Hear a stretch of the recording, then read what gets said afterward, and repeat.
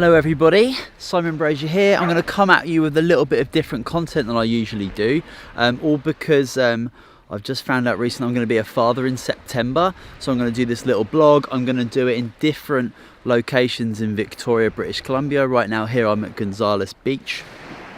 Really beautiful spot, very close to where I live. I'm going to try and do this vlog maybe like once a week.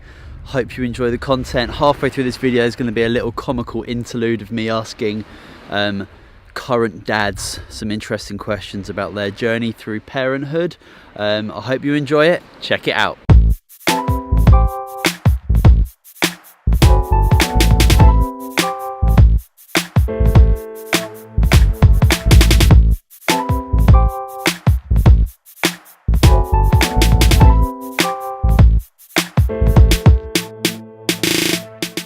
Okay, so from the title of this video, you can guess it. I'm going to be a dad in September. Really excited about that. It's so nice to know that your swimmers are working. So yeah, I've successfully spawned. That's good news. I wanted to put this vlog together for 4 reasons. The first one being, I think it's really important to express the vivid images that we have in our minds in some sort of creative way. Secondly, expressing your thoughts, feelings or emotions in some kind of way is super important to your own mental health and cognition. Thirdly, this might offer some support or humour or whatever to other expectant dads, current dads, you know, whatever. Maybe even create a little support group or something. And fourthly, I've got a lot of family and friends in the UK and in Sweden, and I really wanted to do something so they can connect with me a bit more, understand what's going on, understand a little bit more about like kind of where I live and why. You know, I'm living in this really beautiful place right now. If you can see those mountains over there, that's actually the United States of America. And I'm very close to where I live right now on Gonzales Beach, really beautiful spot. And to do this vlog, I've recently come back from a workshop that's brought me back a particular habit where I'm waking up at 3:30 in the morning to meditate and kind of like good to go, fully energized for like 5 a.m. So I've got this time, I'm going to do this vlog, and I really hope that you, whoever's watching out there, might get some humour or content out of it. So yeah, going to be a parent with my beautiful wife Kayla in September.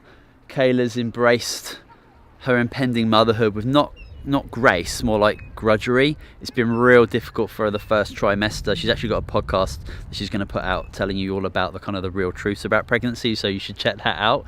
But kind of back to the beginning, Kayla and I found out we were going to be parents on Boxing Day at Christmas when we were in the UK, and Kayla grabbed me from my parents' front room and kind of like whipped me upstairs to tell me the news. And honestly, I felt kind of cool as a cucumber. You know, Kayla was like crying, happy, upset, very highly emotional tears.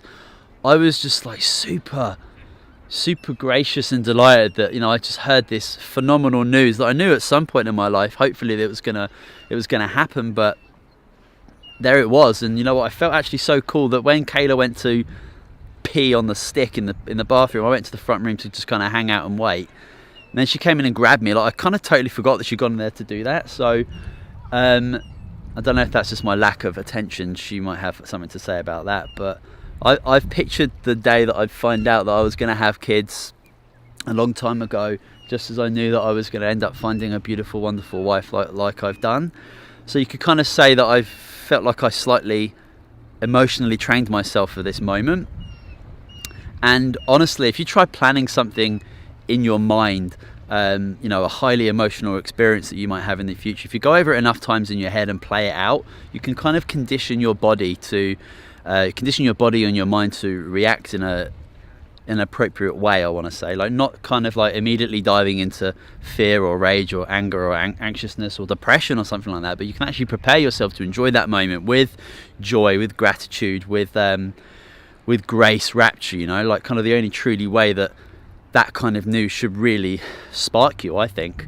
So we told our very close family there, like my parents, my brothers, sisters-in-law, because, you know, we were leaving the UK in a few days, and I wanted to let them know this news in person, not over FaceTime. So you know, and I also think that, you know, if something, because you know, you're not supposed to tell people for like 10 or 12 weeks because something might happen, but in my opinion, I feel like if we wanted to share it with our family. And I think, you know, if something did go wrong during that early period, I wouldn't want just myself and Kayla to go through that kind of very traumatic emotional experience. I would love my friends and family to be able to support me through that, and not go through it alone. So yeah, we left Sweden, back to the UK, and kind of every conversation that we've had now in Victoria, you know, kind of everything obviously changes with this impending news.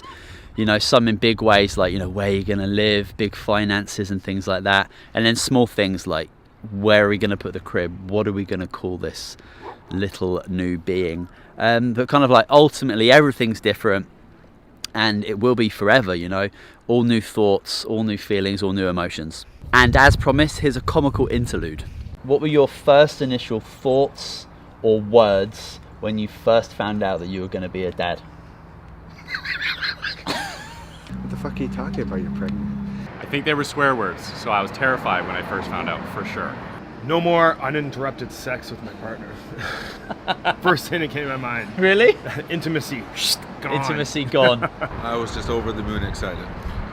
I went to the casino and got hammered.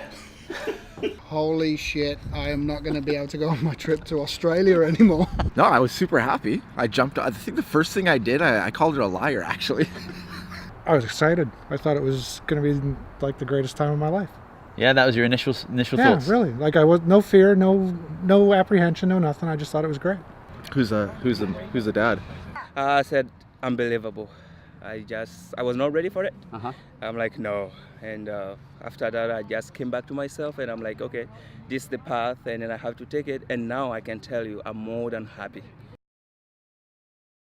For me, in my own personal journey and also in my profession, you know, getting myself and my clients into a place where, you know, change is their new normal. And, you know, if something is familiar and predictable and known, then it's just a repeat of, you know, past behaviors, thoughts and feelings. You know, you can't create something new from something you can predict.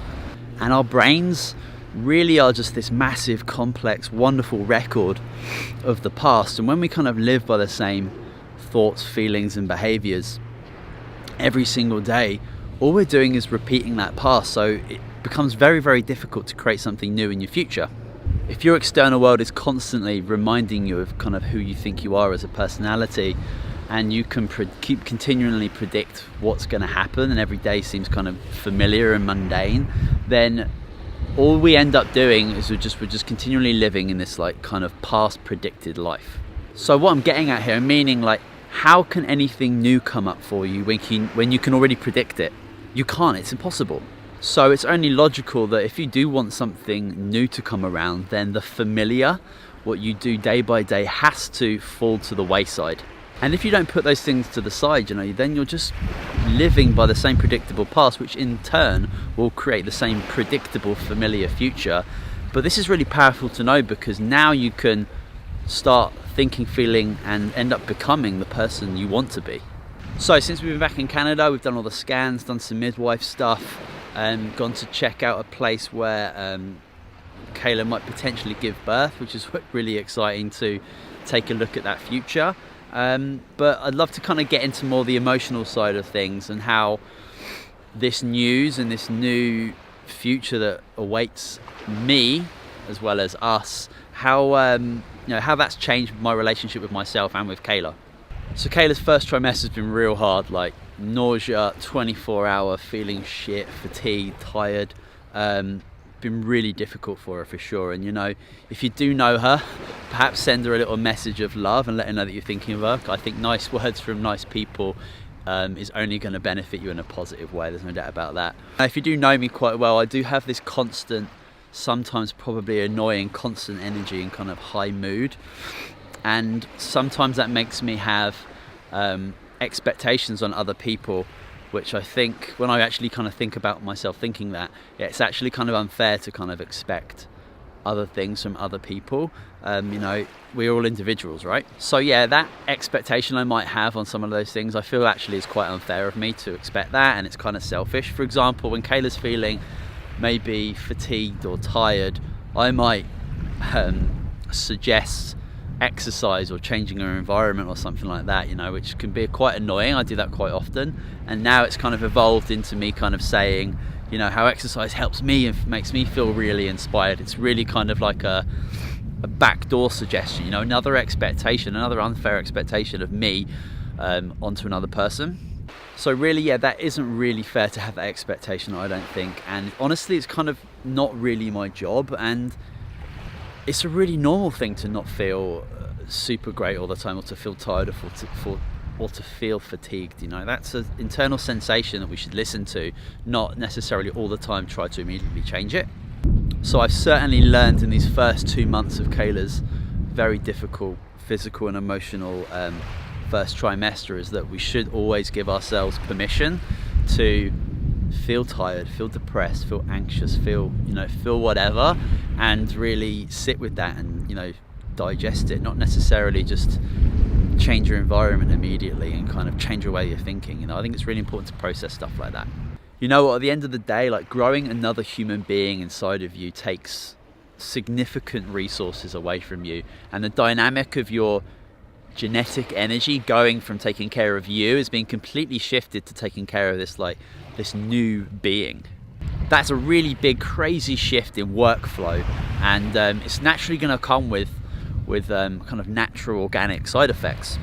So this first couple of months has been this like exciting, topsy-turvy emotional affair, but honestly it's all really only compacted the knowledge and decision that, you know, I've married this phenomenal person, and it may have been a tricky couple of months, but it's without question brought us closer together. It's really huge.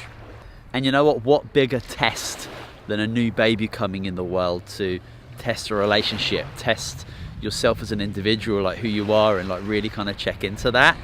And obviously there's a hell of a long way to go, and I've got no idea really yet what it means to be a parent, but I know that I just know deep down, foundationally, that Kayla and I will get through it. We've got the support and love of both of our families and our friends in Victoria, in other parts of Canada and in other parts of the world. So like, just having that as our fundamental knowledge that we're not alone and we've got all this love and support and experience. Yeah, you know, like, Kayla's got a massive family, lots of experience there when it comes to babies. So we feel loved and blessed and supported, and everyone out there knows who those people are. So with that, that's it really from this episode, of the first episode of the blog. I hope it wasn't boring. I hope you got something out of it. Again, we're here at Gonzales Beach. Real beautiful out here. There's some beautiful homes, some actually really beautiful sand here. I might pop down and make a sandcastle in the summertime. But anyway, with that, I hope you all have a beautiful day, morning, whatever. See you later.